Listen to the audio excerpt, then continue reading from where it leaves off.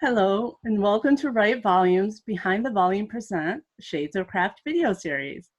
My name is Janaea. I'm one of the editors and founders of Write Volumes. Our goal is to give diverse voices an outlet for expression and bring attention to diverse writers and their thoughts. We are releasing monthly interviews with some over video and some written, featuring our wonderful writers to help people like you get to know them better. We also launched a one-question video series where we ask a panel of writers one question ranging from the role of writers in society to how readers perceive stories. Then we see how it affects them, their writing, and the readers. And now we are launching this craft series to help us delve into writing. In these discussions, we will focus on one area of the writing craft and take a deeper dive on what it is and highlight examples of it in some stories. Our guide on this writing adventure will be Matthew. Matthew lives and writes in Pittsburgh, Pennsylvania, where he is pursuing a creative writing MFA at Chatham University. His work is published and forthcoming in the National Gay and Lesbian Review, Beyond Words Literary Magazine, and Wingless Dreamer. He is also one of the founding members of Write Volumes. Our topic for today is short stories with a focus on length. It may help us define what a short story is. So, Matthew, what is a short story? Yeah, definitely. Thanks for having me. I'm super excited to be doing this with you, Janaea, and super excited to be here. So the short story, what a lovely, flexible form for storytelling.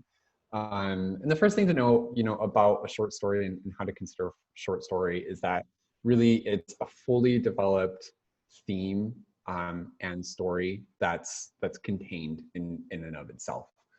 So a lot of times we think of short stories, when we think of them, we want to think of these self-contained stories that are usually basically, following a select group of characters and also flowing through a select set of sequences. They're shorter, but they come to a resolution at the end. And that's really the defining mark of what a short story is. Often, short stories are going to be basically stories that are under 22,000 words. And we're going to be spending some time today, I know, talking about lengths, and lengths can be really fun to talk about in relation to short stories. So usually that 22,000 words, somewhere between what we would consider like a novella and less. It's a self-contained story. We're going to consider that as a short story. But the short stories can be really small too.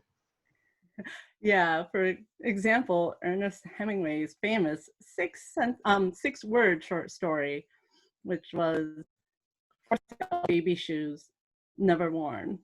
So yeah. Very tiny story, but it actually has a beginning, middle, and an end. Like, it leaves you with a feeling, which is important in a short story. Right. Yeah, and that type of flexibility, like with the word count, but ultimately like what it's doing, is like really cool within a short story. But it does make me think about like what's the point of a short story, right? Being the way that it is.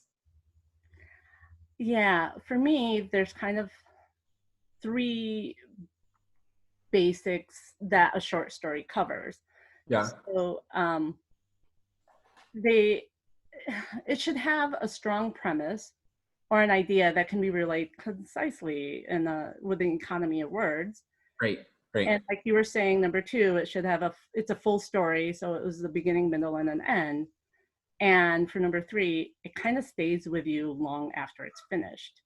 So one point of a short story, it could be to explore topics and ideas for both writers and readers. So for writers, we can explore a topic or a theme, and we don't have to put in as much time and effort as a longer story. And so like short stories could be like a way to kind of get ideas onto a page to decide whether or not we want to pursue a longer length with it, but sometimes just a short length is all you need to actually kind of have an idea that resonates with the readers. Like it's still a short story is still very valid. Like it's not necessarily about the length of a piece of work that shows its impact on people. And I think for readers, short stories are important because they also can kind of think about different areas that they might not have thought of before without committing the time of reading a whole novel. Not that I'm saying people shouldn't commit time to reading whole novels, because yes, we should. And it's important to read, but you know, sometimes life gets in the way and you're like, oh, I'm curious about this idea or this topic, and you can read a bunch of little short stories and snippets and still, you know, get that out there and still have that curiosity a little bit sated. It's almost, why do we have anthologies? Exactly. Yeah. And then for writers, short stories can be a stepping stone for novel writing. Again, short stories, a valid path all on its own. You don't have to do novel writing. I don't want to say like short stories lead to novels, but they can. Sometimes when you're exploring an idea or a theme, you can realize, oh my goodness, this is something like would be better served if I dug into this topic more deeply or with more characters and more conflict. So it could lead to a novel. And also, like, within writing a novel in itself, each chapter can almost be a short story. Of course, they don't necessarily have resolutions, but it could like have a semi-resolution for a scene that you're like trying to convey within the chapter of a novel. Yeah. I think that like the conception or like putting a short story within the framework of a novel is like a really helpful way of like thinking about what short stories like can do and how they can function. But then also using them as exploratory purposes of like, maybe this is going to be something longer, or maybe it's something that should be a little bit shorter. Like it takes, at least for me, it takes the risk away, right? You have an idea, you want to write something, you want to write a story, do it in a short story, and you can choose how long you want that story to be. And then maybe at the end of it, you realize, yeah, this is actually like, this is the story I wanted to tell. This is an effective way of telling it. Or sometimes you're like, no, this has to be longer. And then you'll go on to the beautiful process of writing a longer work. Exactly. And you can also explore like point of view or exactly how you might want to tell a longer piece of work in a short story. So like you can practice. Yes. Yeah, I have, that reminds me, I have a friend right now who wrote a novel, got it published, but now wants to rewrite it and republish it. And so he's going through and he is messing with all of those things, but the novel's massive already. And so it's hard for him because that exploratory piece, like he doesn't have that.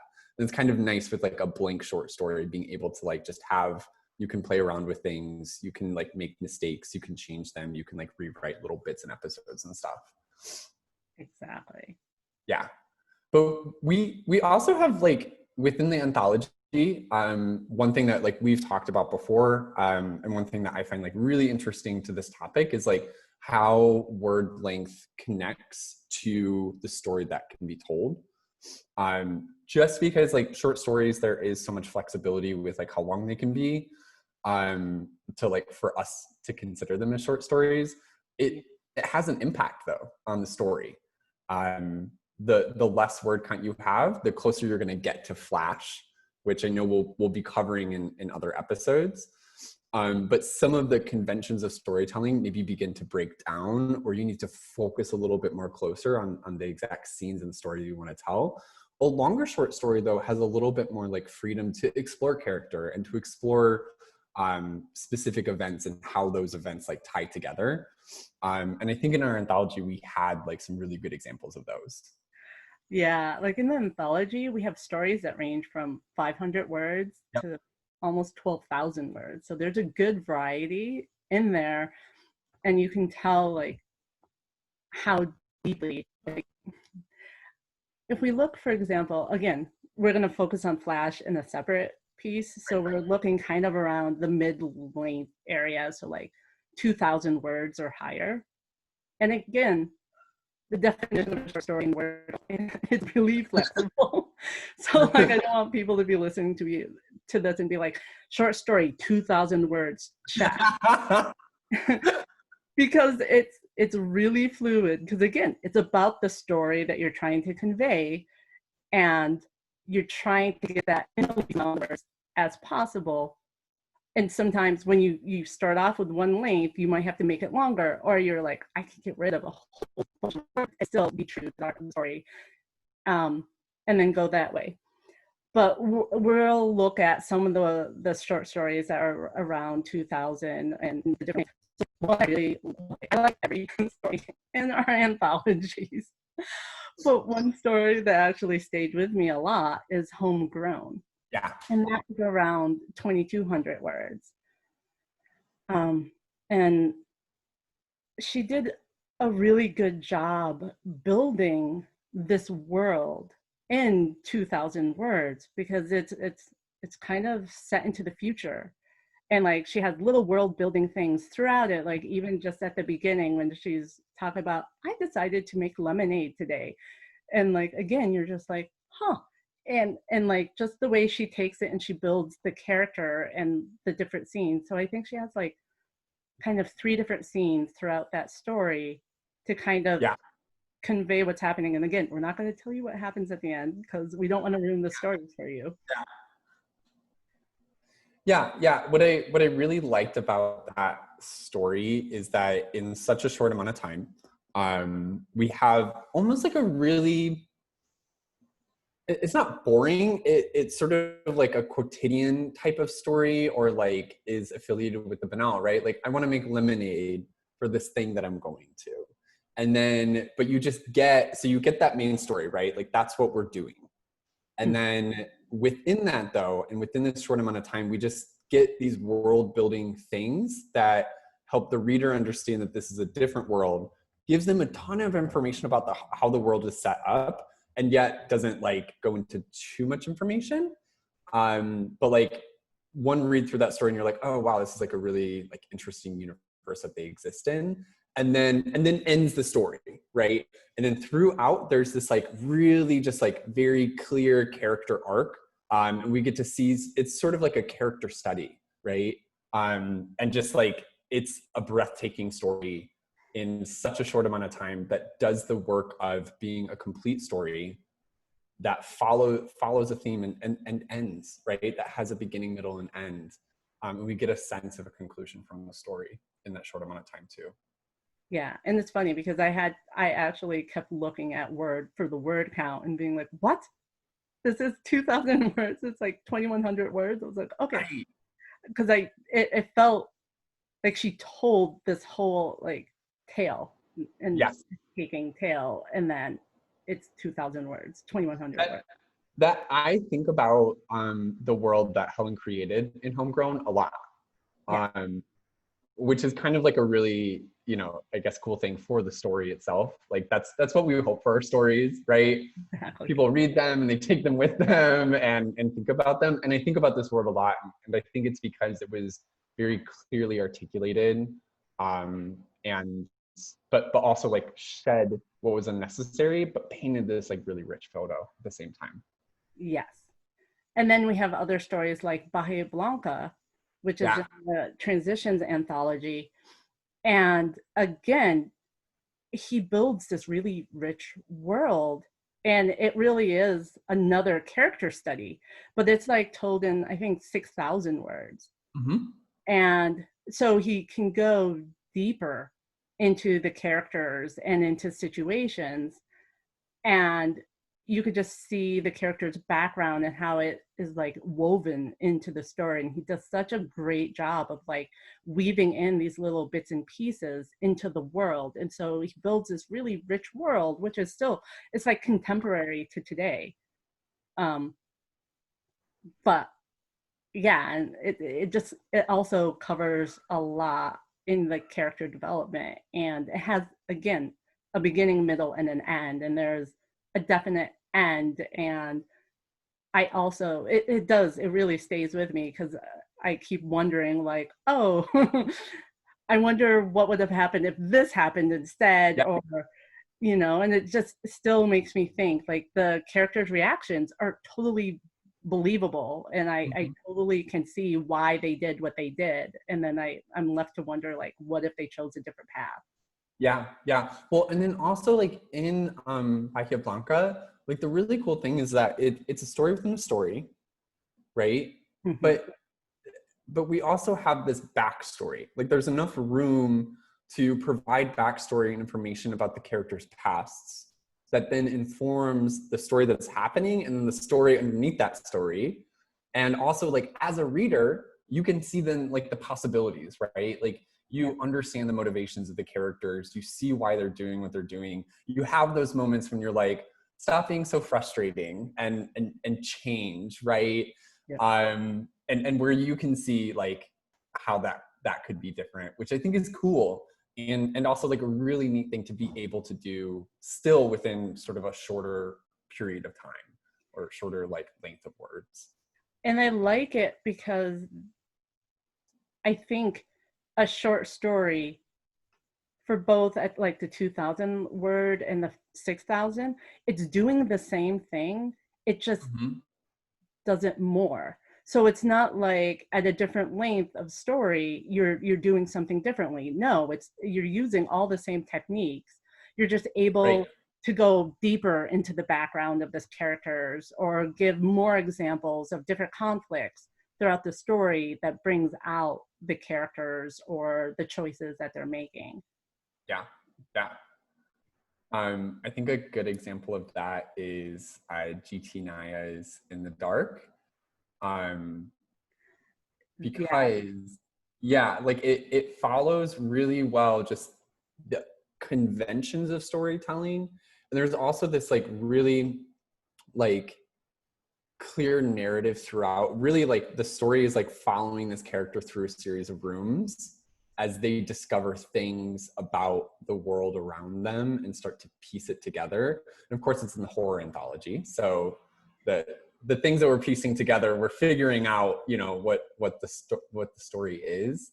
But you have room for that. And that's just the convention of storytelling. Through that story. That story is around like 11,000 words. So you have like Homegrown 2100, 2200, Bahia Blanca 6,000, and then In the Dark like 11,000. So you see all these different lengths, but they're all kind of doing the same thing as a short story. Right. Yeah, I think that like the craft of writing fiction or it could be nonfiction in a sense. Well, actually, if it's a short story, it's probably fiction. Anyways, I think that craft is still really important and people are really expecting that from the piece. Flash is a little bit different, and I know we're not getting into Flash, but like that's where some of those like rules and conventions are broken a little bit, which you could probably do in a short story. But if you did it, what you're then doing is you're breaking that expectation with the reader that this longer piece is going to follow those conventions. And so then you kind of have to deal with the consequences of it. Like, will readers stay with you? And why are you breaking those conventions? And how are you breaking it? And how? Yeah. But, one of the things that I do love and like love about having our anthologies together is that like you said, you can read a short story and it's enjoyable and it's nice. And like, that's like a really cool gift to have in the world, that people write these stories and that they're consumable in a way for us. And they're these like short, complete narratives, Yes. And it's also a gift for the reader and a gift for the writer. Like it gives us the writer opportunity to explore that you might not be able to do in a longer piece of work, but it's still valid, and it's still something that it's really important to do. Like the whole thing about exploration and trial and error and learning how to both meet readers' expectations and subvert them at the same time, I think it's really important to be able to do. And I think that it's also important for the reader too, to always be able to be constantly surprised. And I think it helps build better and better writing. Yeah, I agree. Okay. Well, that is all the time we have today. Tune in for the next Shades of Craft series videos as we continue to explore the world of writing and stories. Thank you, Matthew, for your guidance on this topic. And thank you, listeners, for listening. This is Behind the Volumes, a look at Write Volumes in the Making, Shades of Craft. Please check out writevolumes.com for our latest info. You can also find us on Facebook, Twitter, and Instagram. And if you have any questions you're curious about and think would be good for our Shades of Craft series, please message us at Write Volumes on Twitter or Facebook, or email us at writevolumes@gmail.com, and perhaps your question will be chosen for a video topic. Thanks again, everyone. And remember, together we can write volumes.